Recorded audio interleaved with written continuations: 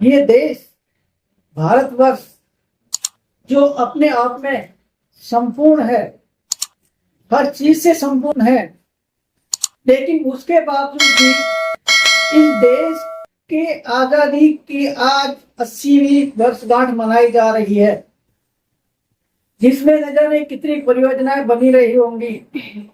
इसके बावजूद भी आज देश की जो हालत है, लोगों को सड़कों पर आना पड़ रहा है, लोगों को प्रोटेस्ट करना पड़ रहा है, लोगों को अपनी बात कहने के लिए हिम्मत जुटानी पड़ रही है, जबकि इस देश में जो इस देश के वासी हैं उन सबको अपनी बात कहने का हक है, अधिकार है, लेकिन फिर भी उनको अगर अपनी बात कहनी पड़े तो उन्हें न जाने कितना कुछ झेलना पड़ता है। तो साथियों, जब कोई देश, संगठन, कोई व्यवस्था बनती है तो उसके उसूल होते हैं। उन उसूलों पे लोगों को सद्भावना के साथ विकासशील मुद्रा में चलने का एक संदेश देते हैं, और जब उन उसूलों को लिपिबद्ध करते हैं तो वो नियम बनते हैं, और नियमों का बुलंदा एक विधान कहलाता है, और उन विधानों में भी अगर सर्वश्रेष्ठ हो तो वो संविधान कहलाता है। तो साथियों, मैं सिर्फ ये बताना चाहता हूं कि इस देश का इतना सर्वश्रेष्ठ संविधान, विश्व में सर्वश्रेष्ठ संविधान होने के बावजूद भी देश के कुछ लोगों की हालत तो अच्छी है, लेकिन सर्वविदित है कि अधिकांश लोगों की हालत अच्छी नहीं है। तो आज भी अशिक्षा, भुखमरी, बेरोजगारी, कुपोषण, ये सारी समस्याएं इस देश के वासियों को, इस देश के नागरिकों को घेरे हुए हैं। साथियों, बहुत सारी पार्टियां हैं, रूलिंग पार्टियां हैं, अपोजिशन पार्टियां हैं, रोज नई पार्टियां बनती हैं, रोज नई पार्टियां टूटती हैं, विलय करती हैं। इस देश के हालात पे अपने जज्बात से हमारे सीनियर के गौतम साहब ने मनन किया, चिंतन किया, उसकी गहराइयों तक जाकर, उसकी समस्याओं की गहराई तक जाकर उसके समाधान के लिए मनन किया, और उसके बाद इस राष्ट्रीय नागरिक पार्टी का गठन किया। तो साथियों, जिन्होंने अपनी भावनाओं से ओतप्रोत होकर, अपने मनन करके, दिन रात चिंतन करके जो बातें सोची है इस देश के लिए, इस देश के नागरिकों के लिए, जो आज तक संविधान की तो बात सब करते हैं, संविधान का उपयोग करके सत्ता तो प्राप्त करते हैं, लेकिन संविधान का उद्देश्य क्या है? संविधान की उद्देश्य का ही उद्देश्य है, लेकिन आज तक उसको उपयोग में लाने की किसी ने कोशिश नहीं की। संविधान के रचयिताओं ने यह संदेह पहले बहुत व्यक्त किया था कि संविधान बहुत कितना भी अच्छा हो, लेकिन अगर संविधान को चलाने वालों की नीयत अच्छी नहीं है, संविधान चलाने वाले अच्छे नहीं है, तो वो संविधान अच्छा लागू नहीं हो सकता, साबित नहीं हो सकता। इसी बात पे बहुत गहराइयों से चिंतन मनन करके इस उम्र में 70, 72, 73 की उम्र में उन्होंने अपना एक एक पल देके, अपना एक एक क्षण देके, अपने पास जो भी पूंजी वगैरह है उसको लगा के इस पार्टी का गठन किया है। तो हम सबका एक विशेष कर्तव्य बन जाता है कि ऐसी सोच को प्रोत्साहित करने के लिए आप जैसे जो लोग आगे आए हैं, मैं आपका तहे दिल से शुक्रिया अदा करता हूं, आपका सम्मान करता हूं, आपको शुभकामनाएं देता हूं, और इसके साथ इस पार्टी की क्या भावना है, क्या उद्देश्य है, मैं अपने माननीय के गौतम साहब, राष्ट्रीय अध्यक्ष राष्ट्रीय नागरिक पार्टी जी को आमंत्रित करूंगा कि वो अपनी बात देशवासियों के संदेश के रूप में दें। स्वतंत्रता दिवस के उपलक्ष्य में आपने अपनी पार्टी के लिए प्रेस कॉन्फ्रेंस की है। अपनी पार्टी के बारे में थोड़ा सा बताएं, उसके एजेंडे के बारे में बताएं, और आगामी क्या रणनीतियां हैं उसके बारे में बताएं। साथियों, अभी जो साथी आपके साथ जुड़े हुए थे।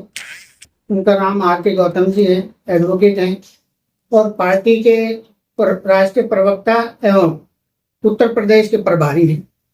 ये उनका परिचय। मेरा नाम के गौतम, कृष्ण कुमार गौतम है, राष्ट्रीय नागरिक पार्टी अध्यक्ष। तो साथियों, प्रेस कॉन्फ्रेंस शुरू करने से पहले आप साथियों का हम स्वागत करते हैं। धन्यवाद। और स्वतंत्रता दिवस के अवसर पर आप और आपके परिवार को पुनः हार्दिक बधाई देते हैं कि आप और हम सब भारत के संविधान के तहत जो स्वतंत्रता भोग रहे हैं उसे बचाने की भी नैतिक जिम्मेदारी हम सब की। तो अभी साथियों हम 3 भागों में बात करेंगे। पहला भाग है भारत का संविधान की उद्देशिका, दूसरा उद्देशिका के अनुसार राष्ट्रीय नागरिक पार्टी की विचारधारा, तीसरा जो भी भारत के अंदर राजनीतिक दल हैं उनके ऊपर चर्चा करेंगे, उनके लिए महागठबंधन का निर्माण करा है। तो मैं अपनी बात शुरू करता हूं। भारत का संविधान किसी व्यक्ति विशेष, धर्म और समुदाय के लिए समर्पित नहीं है, बल्कि राष्ट्र के नागरिकों के लिए समर्पित है। इसीलिए भारत का संविधान हम भारत के लोग, अर्थात वे लोग जिन्हें संविधान के भाग 15 अनुच्छेद 326 मताधिकार प्राप्त है, वे ही लोग अपने मत के द्वारा क्षेत्र के उम्मीदवार को चुनकर लोकसभा, विधानसभा में भेजते हैं। तो जैसा कि संविधान की उद्देशिका में लिखा है कि हम भारत के लोग भारत को एक संपूर्ण प्रभुत्व, समाजवादी, धर्मनिरपेक्ष, लोकतांत्रिक गणराज्य बनाने तथा समस्त नागरिकों, तो शुरुआत में ही हम भारत के लोग से हुआ है और उन्हीं को समर्पित है। वे ही भारत के संविधान के तहत प्रतिनिधियों को चुनकर भेजने का काम करेंगे। तो जैसा कि संविधान में लिखा है कि समस्त नागरिकों, अर्थात जिनको मत के द्वारा चुना जाता है, वो समस्त नागरिकों के लिए क्या करेंगे? सामाजिक, आर्थिक, राजनीतिक न्याय, ये सरकार का पहलू है। दूसरा संविधान में लिखा है विचार, अभिव्यक्ति, विश्वास, धर्म और उपासना की स्वतंत्रता। ये प्रत्येक नागरिक का अभिप्राय, स्त्री पुरुष किन्नर इक्वल टू नागरिक, क्योंकि जब बच्चा पैदा होता है तो उसकी जो पहचान है, आइडेंटिफिकेशन है, वो किसी व्यक्ति विशेष, धर्म और समुदाय के आधार ना होकर लिंग के आधारित होती है कि वो स्त्रीलिंग है, पुल्लिंग है या अविकसित अर्थात किन्नर है। इन्हीं के लिए देखा जाए प्राकृतिक रूप से और संविधान के शब्द नागरिक से, तो जो समाज बनता है वो समाज, स्त्री समाज, पुरुष समाज, किन्नर समाज, जिसके लिए संविधान में लिखा समस्त नागरिकों को सामाजिक, आर्थिक, राजनीतिक न्याय। ये सरकार का पहलू है कि वो प्रत्येक नागरिक को सामाजिक, आर्थिक न्याय प्रोवाइड कराए। दूसरा जो संविधान के उद्देशिका में है वो है विचार, अभिव्यक्ति, विश्वास, धर्म और उपासना की स्वतंत्रता। ये व्यक्तिगत आजादी है कि कौन नागरिक, किस समुदाय, किस धर्म, कैसे रहना, कैसे सहना, ये उसकी इंडिपेंडेंसी है। तीसरा जो संविधान में लिखा है वो लिखा प्रतिष्ठा और अवसर की समता, अर्थात गवर्नमेंट की नैतिक जिम्मेदारी बनती है कि प्रत्येक नागरिक की प्रतिष्ठा को ध्यान में रखते हुए उसे विकास की मुख्य धारा में कैसे जोड़ा जाए। जो चौथा शब्द उसमें है वो है व्यक्ति की गरिमा, देश की एकता और अखंडता को सुनिश्चित करने वाली बंधुता। इस सरकार का काम है कि सरकार प्रत्येक नागरिक के बीच कैसे भाईचारा स्थापित करे, देश और विदेशों के साथ हमारा कैसे बंधुता बढ़े, ये संविधान चाहता है। लेकिन पिछले 78 वर्ष से कोई भी राजनीतिक पार्टी है वो संविधान को दरकिनार करके उसमें से 3 शब्दों को डेवलप करके उस पे देश की 134 करोड़ की बढ़ती हुई जनसंख्या को डिवाइडेशन करके सत्ता का आनंद लेने में मशरूर हैं। राष्ट्रीय नागरिक पार्टी की जो विचारधारा है उसके द्वारा जो, तो राष्ट्रीय नागरिक पार्टी क्या है कि पहला है राष्ट्रीय नागरिक पार्टी के दो व्यापक शब्द, राष्ट्र और नागरिक, अर्थात नागरिक शिक्षित और जागरूक, राष्ट्र विकसित और सुरक्षित तथा संविधान की उद्देशिका के अनुरूप तैयार किए गए राष्ट्रीय विकास एजेंडे के मुख्यतः क्या है। सबसे पहला है कि देश का जितना भी नागरिक है उसको समता मूलक आवास मानदंड विकसित किया जाए। दूसरा, स्वास्थ्य और शिक्षा का राष्ट्रीयकरण हो। राष्ट्रीय नागरिक पार्टी सत्ता में आती है तो सबसे पहले शिक्षा और स्वास्थ्य का राष्ट्रीयकरण करेगी, लेकिन उसमें भी जो शिक्षा का मापदंड है वो अंतरराष्ट्रीय स्तर का हो, जिसे किसी व्यक्ति विशेष धर्म समुदाय से मुक्त रखा जाए। तीसरा है इसी के तहत एक राष्ट्र एक स्वास्थ्य, एक राष्ट्र एक समान शिक्षा का प्रावधान। तीसरा, रोजगार सृजन कर बेरोजगारों को रोजगार उपलब्ध कराना राष्ट्रीय नागरिक पार्टी की प्राथमिकता होगी। जो तीसरा है, राष्ट्र के समस्त नागरिकों को समता के आधार पर विधायिका, कार्यपालिका, न्यायपालिका, पत्रकारिता तथा संवैधानिक संस्थानों में स्त्री 49%, पुरुष 49%, 2% किन्नर का प्रतिनिधित्व, नो रिजर्वेशन। इसी के साथ जो चौथा है, अब इन सबको अगर हम मिलाते हैं तो नागरिकों को सामाजिक और आर्थिक न्याय कुछ तो मिल सकता है, लेकिन एक्चुअल में जो राजनीतिक न्याय है उससे सभी नागरिक कोसों दूर खड़े हैं। उसके लिए हम लोगों ने व्यवस्था करी है, जैसे उदाहरण के तौर पर दिल्ली की विधानसभा है जिसमें 70 सीटें हैं, तो 70 सीट का मतलब है 49-49-2, यानी कि 34 सीट में महिला लड़े, 34 पे पुरुष, 2 पे किन्नर। यदि सत्तारूढ़ होती है तो मंत्रिमंडल का जो गठन है उसमें से 7 में से 3 स्त्री, 3 पुरुष, 1 किन्नर, और अगर उसके बावजूद जो 5 साल का कार्यकाल है उसमें पहले 2 साल एज ए मुख्यमंत्री महिला, अगले 2 साल पुरुष और लास्ट में 1 साल किन्नर को अवसर दिया जाएगा, लेकिन तीनों ही मंत्रिमंडल गठन में नए विधायकों का प्रवेश होगा। तो इससे हमें लगता है कि जो अभी 78 साल में परिवारवाद और व्यक्तिवाद पनपा है उसे शायद हम कंट्रोल कर सकें। ये हमारी विचारधारा है।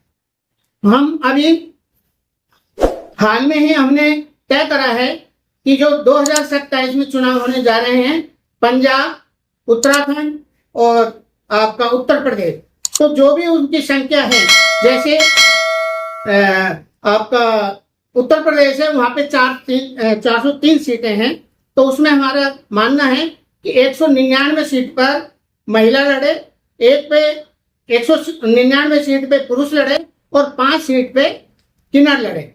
यदि सत्तारूढ़ होती है तो जो अभी बताया उसी तरीका की हम व्यवस्था देना चाहते हैं, राज्यों में भी केंद्र में भी। केंद्र में भी ये है कि जैसे लोकसभा के अंदर 543 सीटें हैं, तो उसी के अनुसार मतलब महिलाओं को 261 सीट मिले, पुरुष को 261 सीट मिले, शेष किन्नर को मिले। और जो मंत्रिमंडल का गठन हो आफ्टर बहुमत के बाद, तो उसमें 49-49-2 अर्थात 543 जो सीटें हैं उसका 15% यानी कि 81 मंत्री होने चाहिए, जिसमें से 40 महिला, 40 पुरुष और 1 किन्नर।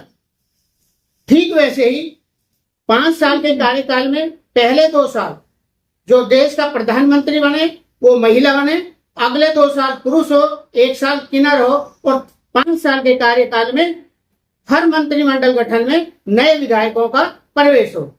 इसके साथ संविधान में जो लिखा है समता और समानता, अगर आपको बारी दे दी गई है तो अगली बार आपकी बारी नहीं होगी, अगले की बारी होगी, ताकि वो भी राजनीतिक न्याय का हकदार बन सके। अब इसके साथ साथ हम लोगों ने एक डेवलप करा है कि यदि समता मूलक प्रतिनिधित्व के अंदर कोई भी राजनीतिक पार्टी उसमें इन्वॉल्व होना चाहती है, तो राष्ट्रीय नागरिक पार्टी ने भारतीय नागरिक समतामूलक प्रतिनिधि महागठबंधन का निर्माण करा है, जिसमें इन सब बातों को लेकर अगर वो चलना चाहें तो वो उसमें सम्मिलित हो सकते हैं। यही आज की प्रेस वार्ता का विषय है। इन्हीं शब्दों के साथ पुनः आपका बहुत बहुत धन्यवाद। जय नागरिक, जय भारत। मैं आपसे एक क्वेश्चन करना था। जी सर। मैं इंडियन एक्सप्रेस में हूँ। जी सर। अभी जो जेएनजी का आंदोलन हुआ था जंतर मंतर पर, आप उसको किस तरह मानते हैं?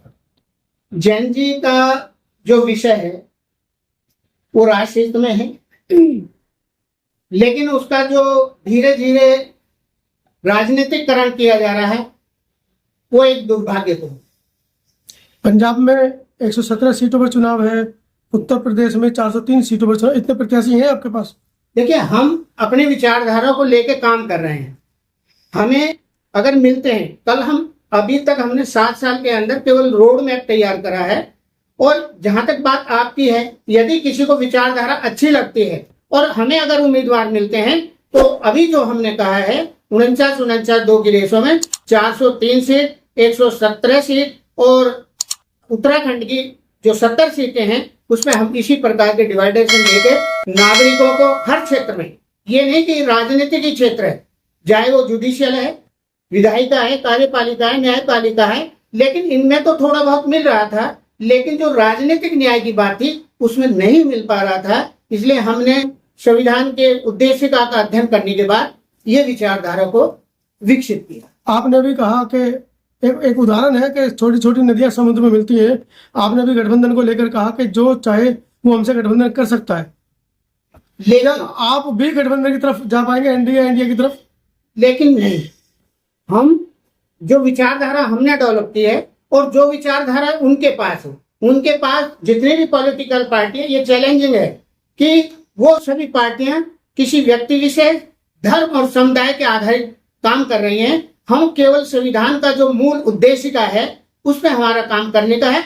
यदि कोई पार्टी उसके ऊपर काम करना चाहती है तो हम उसका स्वागत करेंगे और आशा करेंगे कि वो पार्टी की विचारधारा और संविधान के तहत बनाए गए राष्ट्रीय विकास एजेंडे पे काम करें। संविधान को तो मानते ही नहीं ना देश के लोग। देखिए, कोई माने या ना माने, ये मानना ना मानना तो उनके ऊपर है। अगर मानते और संविधान उद्देशिका के तहत काम किया होता, क्योंकि किसी भी देश की जो पहचान है वो राष्ट्र की अपनी पहचान नहीं होती।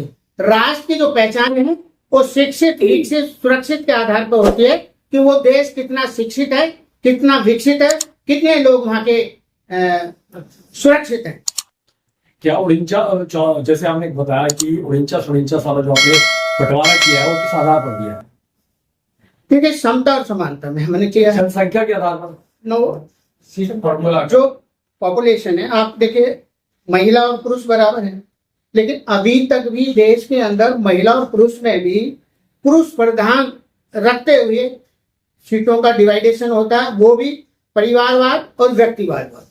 तो हमने जो रखा है वो समानता में रखा है। आपका कहना हो सकता है कि किन्नर की पॉपुलेशन कम है तो 2% क्यों दे दिया? तो पॉपुलेशन उनकी कम हो सकती है, लेकिन अगर उनकी भरपाई हो जाती है तो उसको 49.5 एक में भी किया जाए। लेकिन 49.2 के हम लेके इसलिए चले हैं ताकि उनको अभी तक कुछ मिला नहीं।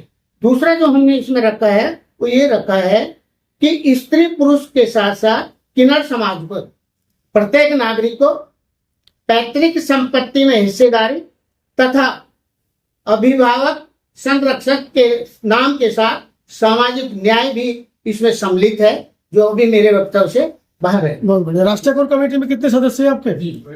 अभी हम लोगों का ज्यादा नहीं है, जो government of India election commission की तरफ से उससे हम लगभग 150 लोग हैं, लेकिन जो कार्यकारिणी है वो 21 लोगों की है हमारी। ठीक है, 21 लोगों में कितनी महिलाएं हैं? महिलाएं 5 में जो ऊपर की सीटें हैं उसमें 2 महिला रखी हैं। आपके सामने मैं बैठा हूँ, एक उपाध्यक्ष वो है।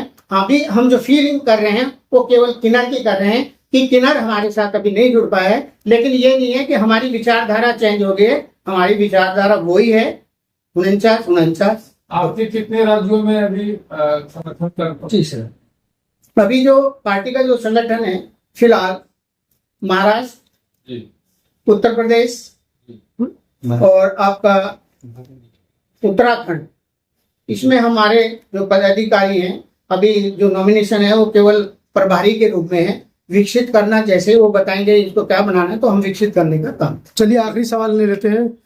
वोट आपको क्यों देगी देश की जनता, इस पर अपनी प्रतिक्रिया दे दे। हम वोट मांग ही नहीं रहे, हम वोट नहीं मांग रहे, हम अपनी बात रख रहे हैं।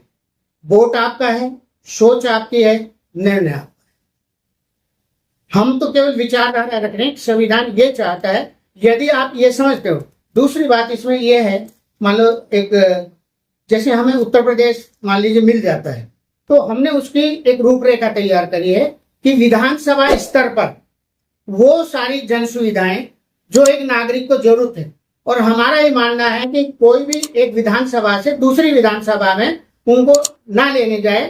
उदाहरण के तौर पे स्कूल हैं, कॉलेज हैं, हॉस्पिटल हैं, अग्निशमन सेवा है, ITI है, मतलब जो एक मूल सुविधाएं हैं वो हम विधानसभा स्तर पर भी देने का काम करेंगे। और उसके लिए हम पहले ये वर्क कर रहे हैं। अभी हमने साउथ दिल्ली के दक्षिणी क्षेत्र को चुना है और उसके 10 विधानसभाओं को लेकर हम दिल्ली सरकार, भारत सरकार के साथ में कॉरेस्पॉन्ड में कर रहे हैं पत्राचार, और उसमें हमें रिस्पांस भी मिल रहा है कि अगर हमने कहा है कि इस क्षेत्र में हॉस्पिटल होने चाहिए तो उनका रिप्लाई भी आता है कि क्यों नहीं है, क्यों नहीं मिल सकते। तो किसी ने कहा है कि ये रिच के एरिया में है इसलिए यहाँ हॉस्पिटल नहीं बनाया जा सकता, किसी ने कहा है कि ओजोन में है इसलिए हॉस्पिटल नहीं बनाया जा सकता। तो ये तो गवर्नमेंट की जिम्मेदारी है या उन संस्थाओं की जिम्मेदारी है जिन्होंने हॉस्पिटल बनाने के लिए जब जमीन दी थी तो क्या उस समय ये नहीं देखा था कि रिच एरिया की है या ओजोन की जमीन है। तो हमारा संघर्ष जारी है और जैसे जैसे हमारा स्टेटों में वर्चस्व बढ़ेगा और 2029 यानी 2030 लोकसभा के चुनाव में भी अगर हमको मिलता है तो यही व्यवस्था हम वहां देने का काम। चलिए